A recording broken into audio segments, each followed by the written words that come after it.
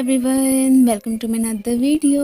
तो आज मैं जिस ड्रामे की एक्सप्लेनेशन करने वाली हूँ उसकी स्टोरी बहुत ही अमेजिंग है। आई होप आप लोगों को पसंद आएगी। तो बेसिकली ये स्टोरी एक हैंडसम से डॉक्टर और क्यूट से गर्ल की ही है। स्टार्टिंग में हम एक लड़की टैन डीडी को देखते हैं जो कि सिटी के फेमस और हैंडसम प्लास्टिक सर्जन के पास ही बैठी हुई थी। ये अपने अकॉर्डिंग इसे अपने फेस की सर्जरी करने को बोल रही होती है, पर वो मानने को राजी ही नहीं कि ऑलरेडी ही तुम्हारा फेस बिल्कुल सही है, तो इस सब की क्या ज़रूरत। हो सकता है उसके बाद तुम्हारा फेस उल्टा ख़राब हो जाए। पर ये किसी भी बात को एक्सेप्ट करने को तैयार ही नहीं थी कि मैं अपने बॉयफ्रेंड के सामने इंट्रीटी दिखने के लिए ये सब कर रही हूँ। तो बस आप वही करो ना, इसके बदले में तो मैं आपको बहुत सारे पैसे भी तो दूंगी ना।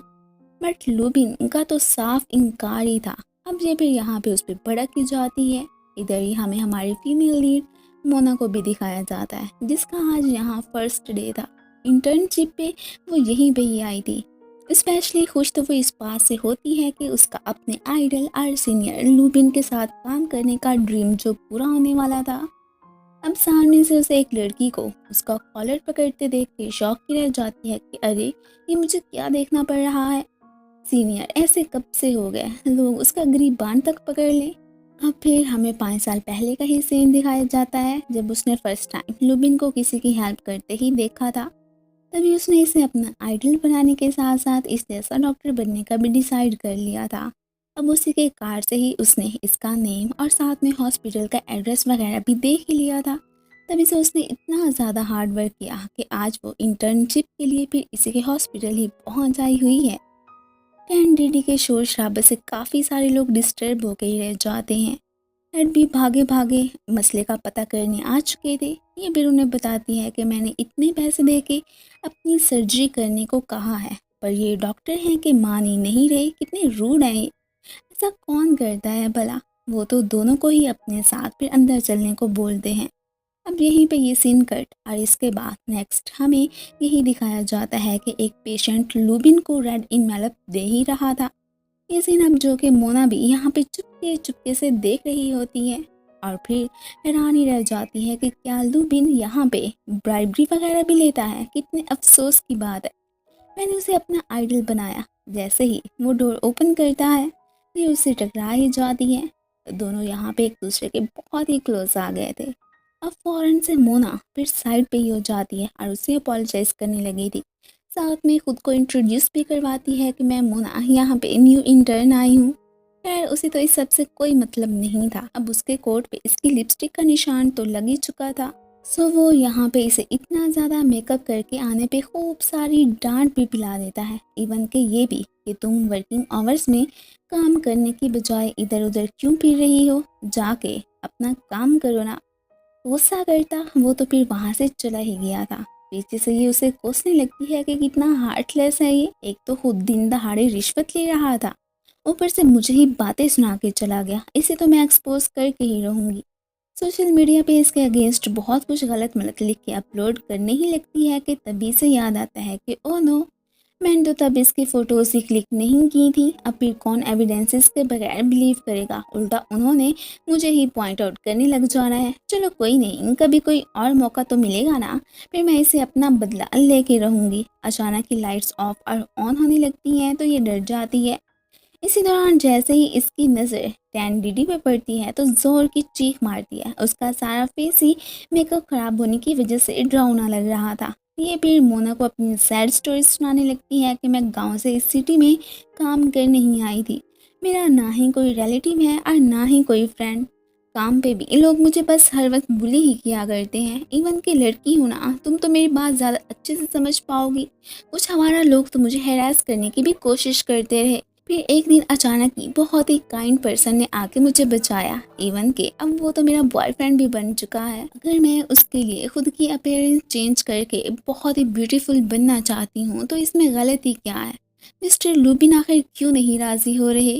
अब इसके अलावा तो और कोई अच्छा सर्जन है ही नहीं। अब ये उससे प्रॉमिस कर लेती है कि मैं ज़रूर तुम्हारे लिए डॉक्टर को मनाने की कोशिश करूँगी।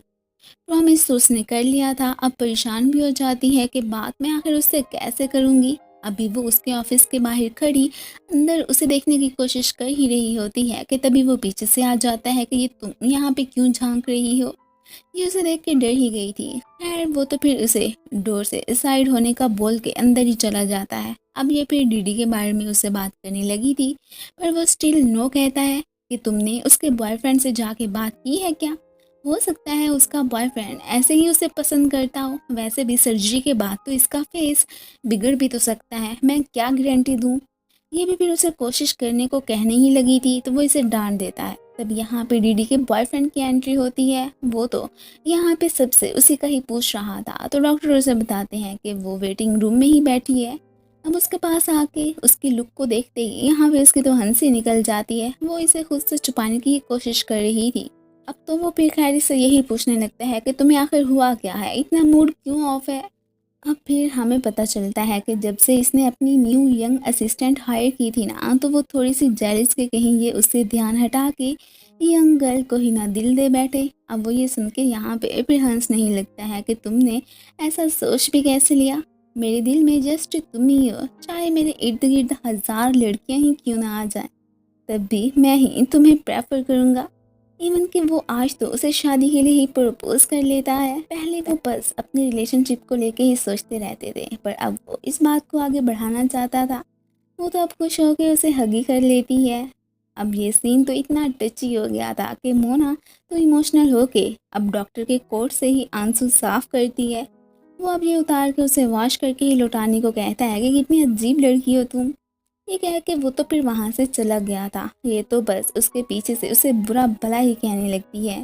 तभी कोर्ट के अंदर से उसे रेड कलर में इनविटेशन कार्ड मिलता है। सो अब उसे समझ आ जाती है कि एक्चुअली में पेशेंट तो जस्ट डॉक्टर को इनवाइट करने ही आया था, और मैं जबकि उसे रिश्वत ही समझ बैठी। कितनी बेवकूफ़ हूँ ना मैं आखिर अपने आइडल के ही बारे में ऐसे कैसे सोच सकती हूँ।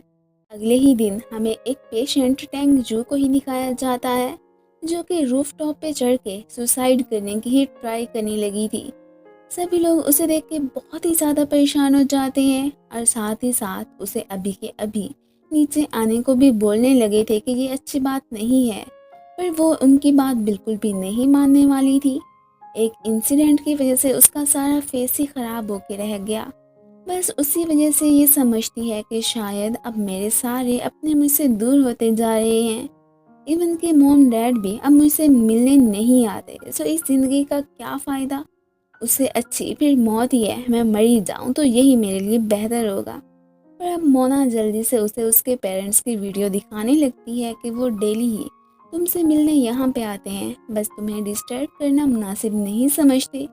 इवन के तुम्हारे ट्रीटमेंट के लिए वो दिन रात बहुत मेहनत करके पैसे भी कमा रहे हैं, ताकि तुम जल्द ठीक होके उनके साथ घर रहने के लिए चल सको। वो अभी यही वीडियो देख के सोचों में गुम खड़ी ही होती है कि जल्दी से मोना उसका हाथ पकड़ के नीचे खींच लेती है। इसी दौरान खुद तो वो नीचे गिरी ही थी, पर टेंगरू की लैंडिंग भी सीधी उसी के ऊपर ही होती है। फिर इसी के साथ ही ये पार्ट खत्म हो जाता है। Thanks for watching.